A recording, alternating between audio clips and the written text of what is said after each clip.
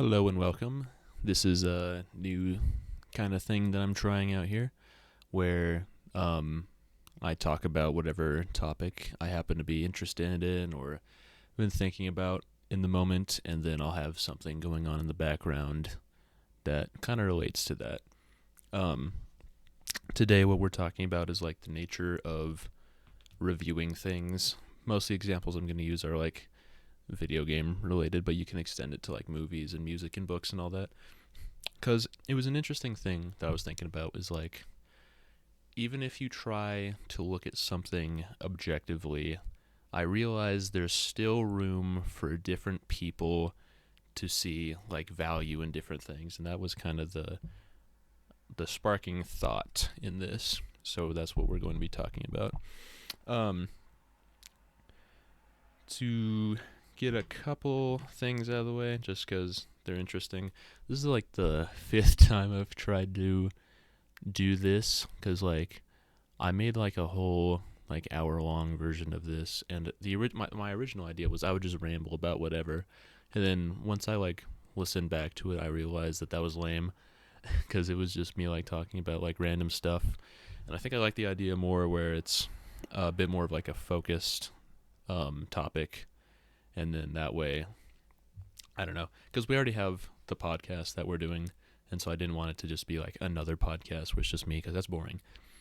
But I think if it's more like an analytical angle, then that is a bit more interesting, and that's what we're doing. And we don't have anything else like that going on the channel. I think this will be really boring for most people, but might give you something to think about, which is always good. Let's see. I wrote some notes down on things that I needed to go over here. Origins. And I guess the reason I set it up like this, where the footage you're seeing right now, I recorded earlier. I was just like playing the game, and I was like, okay, I'll just record this, and now I'm talking over it. So I'm not playing this currently. I recorded this earlier. Other than that, I think that's all of the intro stuff. So I think we can get into it. We'll start with my opinions on Vampire Survivor in general. I think this is a very good game. It's a lot deeper than it seems on the surface level. You know, you look at this game, it's like, okay, yeah, you're going around and you're like fighting stuff and you level up, okay. But when you actually start to play the game for a while, you start to realize that there's a lot more hidden things than there is. There's secret characters, secret weapons. If you have like certain builds on certain maps, you can unlock secrets, that kind of thing. And that's very cool. A lot of games can't do that sort of like level of deep gameplay and secrets, because most games are like built with like a more, I guess, grand idea, if that makes more sense. Like, let's look at a game like Skyrim. They put all their eggs into the basket of like being able to find everything, and so they didn't have enough room for all these secrets. But with this game, the base level is you just run around and fight stuff, so they were able to put a lot more time into these different secrets, if that makes sense. And I think it's very cool. It's not something that a lot of games do, because not a lot of games are structured like that. I just realized I should have set a timer. I was going to set a timer so that I knew roughly how much time I had left. The footage is about 40 minutes, so hopefully I get through all my talking points in about 40 minutes. There's a nice skill curve in this game. You start with like the bare basics of items, that kind of thing, and you'll usually die on your first round, but like once you're good at this game, you don't die, and it's pretty easy to just, breeze through levels.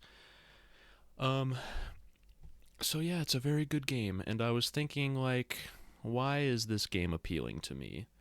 The reason I bought this game, most of the games that I have are like third person, open world, get lost in the world, listen to dialogue, choices matter, that type of thing. And I was like, man, every time I play a game, I've got to like work and think about it. I need like a game that can just like shut my brain off.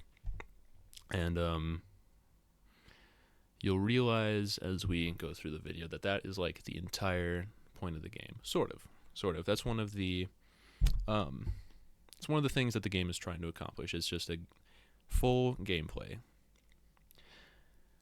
Now, going into the side of this video about the nature of reviewing games, a lot of viewers will put their own personal bias into whatever they happen to be doing. And whenever I try to look at a game and think about it, I try to keep my personal bias out of it as much as possible. Whenever I'm recommending something, I try to be as objective as I can. Because you are not going to have the same views as other people. So you need to try to be like, this is what I think is most appealing. This is what I think the most people will like. That type of thing. For instance, Starfield came out a couple weeks ago. No, it was more than that. It was like a few months at this point. I am not really into sci-fi stuff. I am not really into like shooter games. And there's a few other things with Starfield that is not set up to be a game that I would like. But I still think it's an incredible game. So objectively, I would say yes, this is a really good game. I don't personally I'm not like a sci-fi boy, so you know that I'm not just like inflating this game. You know, I'm giving you my honest opinion on what I think you would think, if that makes sense. There's some game reviewers that don't do that. Good example is something I was thinking about. A good example was Video Game Donkey. He had a review for Dragon Quest XI, and he just shits all over the game. He's just dogging on it the whole time. He's like, you play as the chosen one, and you have to fight monsters and save the world. And he says shit like, oh yeah, the game is boring because it's like an RPG. Donkey famously does not like RPGs. So, is there any point in listening to him? In certain cases, there is a point in listening to him. There is merit in his viewpoint, even if there's bias in it. A good example of that is he says that Persona 5 is a really good game. Now, that's also an RPG. He also doesn't like anime games. He also doesn't like edgy shit. That is all of those things, and he still thinks that Persona 5 is good. That should tell you that this game is actually very good. And if you like any of those things, you'll probably really enjoy Persona 5. If you get a guy who's like, yeah, normally I wouldn't like this, but I think is good, if that makes sense. Then I started to think, so you have that personal level where you're like, a reviewer can have certain viewpoints on something, and then whether they keep an objective outlook on it or not can still have merit to it. You know, you can still gauge how good something is based on the reviewer if you know like about that reviewer. I'm gonna take a sip of my milk real quick. Oh my god, I almost choked. Oh my god, that was disgusting. What I started to sort of realize was like, you can look at something objectively, but you can still value certain things. I was realizing this when I was playing Dragon's Dogma. Now, that game is like an open world, medieval RPG. Another one of those games that I like, you know, choices matter, listen to dialogue. And I was playing it. I think that is the best game that I have played. And the reason that I think that is because what I realized is I value the things that are in that game. I value how hard it makes the player work. I value the world building. I value the way that it handles its gameplay and the way that it's not super like accessible. Like like I said, you've got to work to play that game. You can't just fast travel. You've got to like walk everywhere. You've got to like have like lantern oil on you, or else you're not going to be able to see in the dark. It is work. But I believe I value that when a game makes you work, then you have to really,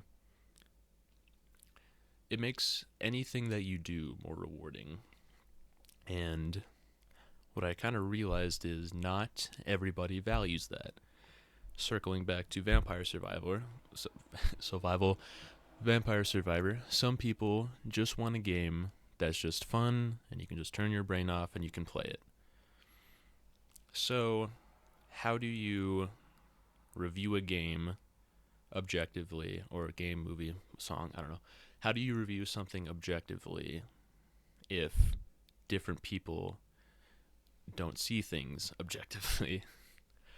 Don't put the same value in things that you might. What I think you need to do is you need to put whatever game it is into some sort of perspective. You have, let's say, like I said, Vampire Survivor, basic, just kill everything on screen game, gameplay wise at least. So I'm not going to dock this game for not having like an open world and like amazing graphics and like interesting dialogue. That's not the type of game that this is. So I'm not going to say that that's like takes away from the game if it's not even what the game is going for. If something like Skyrim was like, that's a game where it's like, yes, big world, dialogue, choices matter. If that game did any of those areas badly, then that's when you would dock points from that.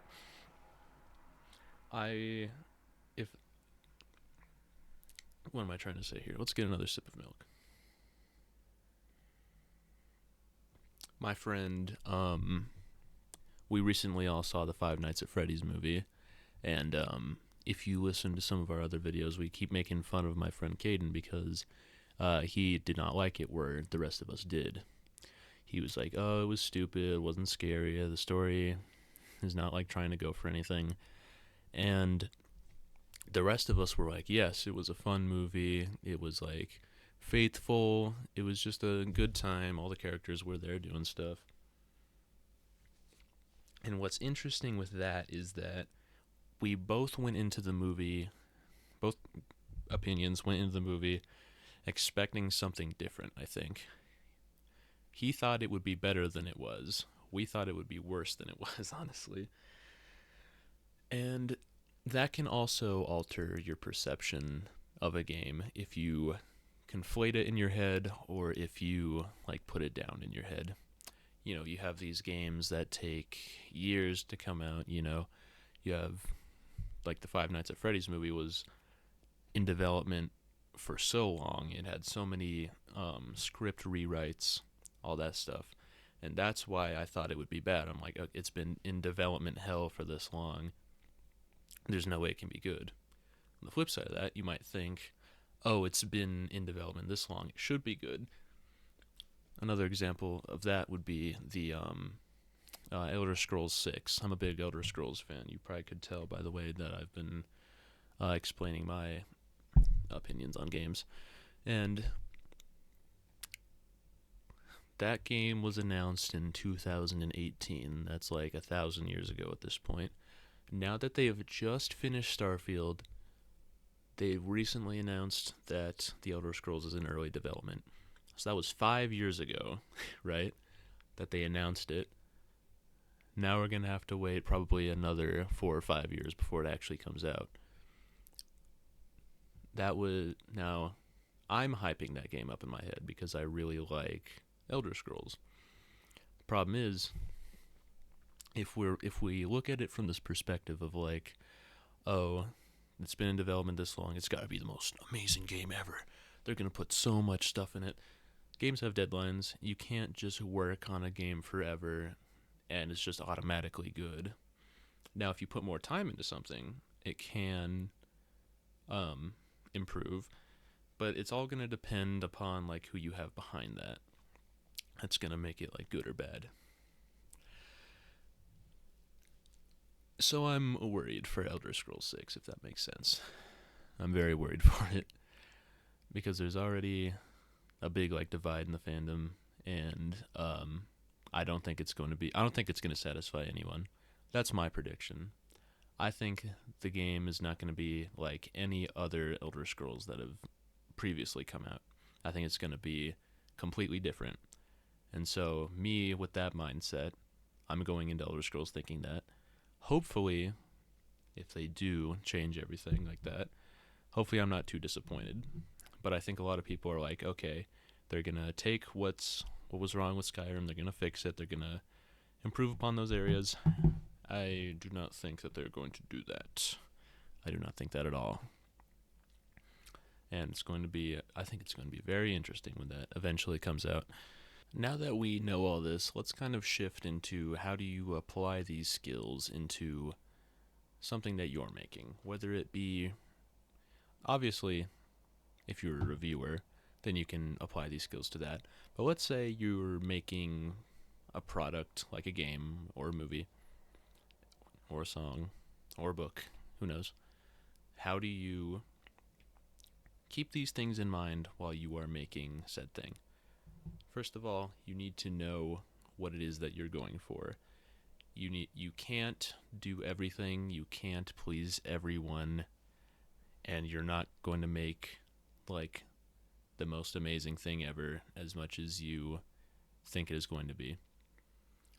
You need to start with a somewhat realistic goal, and then you need to understand what that goal is, because if you're making a game, so you want to make an open world game, you could be like, okay, it's going to be, this big, like, battle simulator. I don't know. It's going to be like a war simulator, let's say. It's going to have all of these different, like, military tactics, and you're going to be able to do all this. And then you're like, okay, it's also going to have, like, a big, like, fishing portion of the game. It's like, what? Why? Like, you're putting all of this effort toward a goal, and then you're like doing side stuff. You know, that's going to detract from the time to make your main thing, and it's just going to confuse people. You're like, oh yeah, that war game. Oh, was it a war game? I don't know. You were able to. What happened with the screen? What am I doing here? Oh, I paused it to eat. That's right. I forgot. That confused me. I was like, I'm going to remember that, but then I forgot about it. My stepdad made a fire dinner. It was very scrumptious. It was burgers and salad and fries. Anyway, what was I saying? Um, if you're like, yeah, I really like that game about, like, it was a big, like, battle simulator. Oh no, was it a battle simulator, or was it just like random stuff? Like, there was also like a fishing mini game, and you could like farm. Like, what was up with that? You got to think, even if you have a cool idea, is that going to contribute to your overall product, or is it going to distract from your overall goal? If that makes sense. Understand your fan base is another thing. Obviously, you can't exactly plan for who is going to be consuming your product. If you try to appeal to too many people, you risk alienating your more diehard fans. Going back to Elder Scrolls, I've been thinking about Elder Scrolls a lot. The reason that a lot of the older fans don't like Skyrim that much is because it dumbs down a lot of the systems that made the older games unique and special. Skyrim took out classes. They made it so that you could just change your build at any point. If you're trying to appeal to new fans, you have to think of the old ones as well. If you take too much time to go in one direction, you're obviously going to risk losing the other. So you've got to think, what's that middle ground? How do I keep the people who fell in love with this originally, and then how do I bring new people in? And that can be challenging a lot of times, especially if you have like a shift in what you want to do. Sometimes you change your mind with something. Sometimes you fall out of love with a project, and that can make it really hard to continue going. Another way of putting it is understand what your audience likes about your product. If you're writing a story, you obviously know kind of the direction that you have to go with it. Maybe you've got the whole thing planned out. but your audience will maybe be like, oh, I really like this character. And do you have that character planned out to be like a main character or have anything relevant to do? Whether that's yes or no, you got to think, how is your audience going to respond to what you now do with this? If you are like making making an arc in something, making like an element. I'm thinking of this now less about video games and more as like a weekly installment, like a manga or an anime, something like that, some show. Listen to fan theories, listen to YouTube videos about your thing, because ultimately you're not going to be able to think of like the best idea ever. Now, don't steal ideas, but definitely listen to the audience.